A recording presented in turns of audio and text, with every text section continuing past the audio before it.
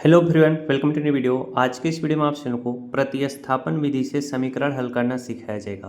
तो ये देखिए, क्लास 10th में आपको मिल जाएगा ये ऐसे सवाल, तो एग्जाम की दृष्टि से काफ़ी ज़्यादा महत्वपूर्ण है। तो वीडियो को शुरू से लेकर अंत तक देखना, जिससे आप प्रतिस्थापन विधि से समीकरण को हल करना सीख जाओ। अब यहाँ पर देखिए, पहला प्रश्न है 3x + 4y = 10। ये आपका क्या है, पहला समीकरण है। इसके बाद बोला है 2x - 2y = 2। ये आपका क्या है, दूसरा समीकरण है। अब इसमें क्या करना है, यक्स और वाई का मान निकालना है। तो बोला है प्रतिस्थापन विधि से, तो हम सबसे पहले क्या करेंगे, जो हमारा पहला समीकरण है उससे हम यक्स का मान निकालेंगे। जैसे यहाँ पर देखो, यहाँ पर सलूशन लिख देना। हमारा पहला समीकरण है 3x + 4y = 10। तो इसको लिखोगे 3x + 4y = क्या लिखेंगे, 10 लिखेंगे।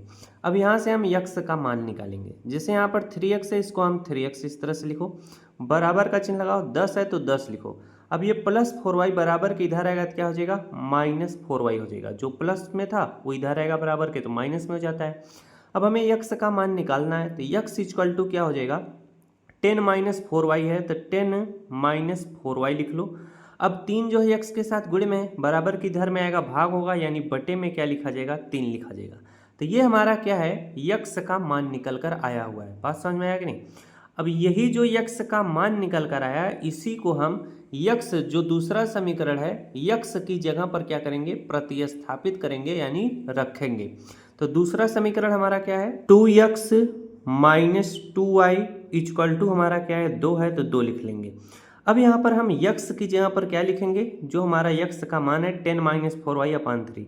तो 2 है, तो इसे हम इस तरह से 2 लिख लेते हैं। अब 2x का मतलब होता है 2 × यक्स, तो यहाँ पर इंटू का चिन्ह लगा लो। यक्स की जगह पर हम क्या लिखेंगे, जो यक्स = 10 - 4y/3 आया है, तो लिखो इसको 10 माइनस क्या लिखेंगे, 4y बाई क्या लिखेंगे, पूरा 3 कर देंगे। इसके बाद हमारा देखिए यक्स का काम खत्म हो गया, -2y बचा है, तो यहाँ पर इस तरह से -2y लिखो। इसके बाद बराबर 2 है, तो बराबर हम इस तरह से 2 लिख लेंगे। इतना तक सभी बच्चों को समझ में आ गया होगा कि कैसे किया जाएगा। अब यहाँ पर देखो, जो हमने यक्स की जगह पर रखा था 10 - 4y/3, इसको हमेशा इस तरह से ब्रैकेट में कर लेना।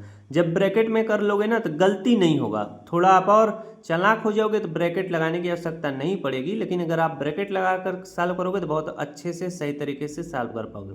अब ब्रैकेट लगाए तो 2 का गुणा एक बार 10 में करो, 2 का गुणा एक बार 4y में करो, तो ब्रैकेट दूर हो जाएगा। 2 का गुणा 10 में करोगे, 10 दूना कितना हो जाएगा हमारा, 20 हो जाएगा। इसके बाद 2 का गुणा 4y में करोगे, तो 4 दूना कितना हो जाएगा, 8y हो जाएगा। बटे में 3 है, तो बटे में इस तरह से 3 लिख लो। इसके बाद -2y है, तो यहाँ पर इस तरह से -2y लिखो। अब इसके नीचे कुछ भी नहीं है, तो बटे आप 1 लिखो। अब ये भिन्न का घटाव बनेगा, बात समझ में आया। बराबर 2 है, तो 2 लिख लो। अब यहाँ से जब भिन्न का घटाव बन गया है, तो हम इसका एलसीएम लेंगे, यानी बराबर करेंगे, या छोटा हर आया आपका, तो क्रॉस मल्टीप्लिकेशन कर लेना। 1 का गुणा हम 20 - 8y में करेंगे, तो कोई फर्क नहीं पड़ेगा, 20 - 8y ही रहेगा। इसके बाद 3 का गुणा हम -2y में करेंगे, 3 दूना कितना हो जाएगा, 6y हो जाएगा। और बटे में 3 का गुणा 1 में कर लेना, 3 1 के कितना हो जाएगा हमारा, 3 हो जाएगा। अब इधर देखो, बराबर क्या है, 2 है, तो 2 लिख लो। अब यहाँ पर बटे में क्या है, 3 है, बराबर किधर में आएगा तो क्या हो जाएगा, गुणा हो जाएगा। किसके साथ गुणा होगा, 2 के साथ। तो यहाँ पर हम लिखेंगे क्या, 20 - 8y - 6y बराबर क्या हो जाएगा, 3 का गुणा 2 में होगा, 3 दूना 6 हो जाएगा। अब यहाँ से हम क्या करेंगे, y का मान आराम से निकालेंगे। -8y - 6y है, इसको जब सॉल्व करोगे तो माइनस और माइनस प्लस होगा। 8y 6y जोड़ोगे तो कितना हो जाएगा हमारा, -14y हो जाएगा। इसके बाद बराबर 6 है, तो 6 लिखो। अब ये जो 20 हमारा इधर प्लस में इधर आएगा तो क्या हो जाएगा, -20 हो जाएगा। बात समझ में आया। अब माइनस क्या है हमारा, 14y बराबर क्या हो जाएगा, 20 में से अगर आप 6 घटाओगे तो क्या हो जाएगा, माइनस आपका 14 बच जाएगा। कितना, 14। अब यहाँ पर देखो, y बराबर आपका क्या हो जाएगा, -14 है, तो -14 लिखो। अब ये जो -14 है, y के साथ इधर गुणे में है, बराबर के इधर में लाओगे तो क्या होगा, भाग होगा, तो बटे का चिन्ह लाकर अब -14 जो इसके साथ गुणे में इधर आएगा तो क्या हो जाएगा, बटे में -14 लिखा जाएगा। जब अंश भी माइनस में हो, हर भी माइनस में हो, तो दोनों क्या हो जाएंगे, प्लस में हो जाएंगे। तो 14 1 के 14, 14 1 के 14 हो जाएगा। y बराबर हमारा कितना निकल कर आया है, y बराबर हमारा 1/1 को आप 1 लिख सकते हो। तो अभी हमने y का मान कितना निकाल लिया है, 1 निकाल लिया है।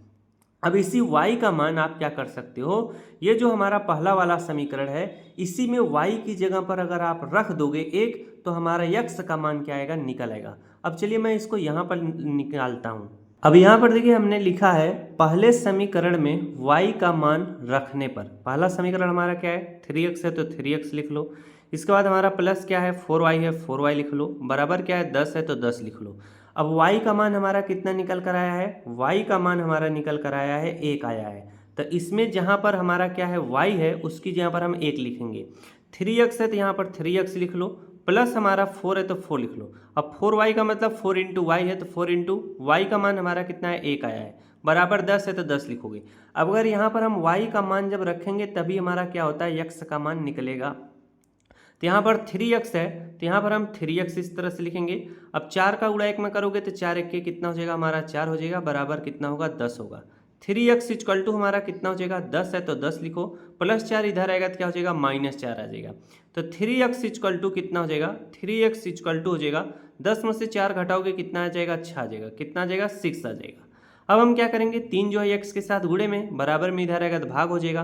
तो जब भाग हो जाएगा तो 3 से डायरेक्ट 6 को काट सकते हो, 3 1 के 3, 3 दूना 6 हो जाएगा।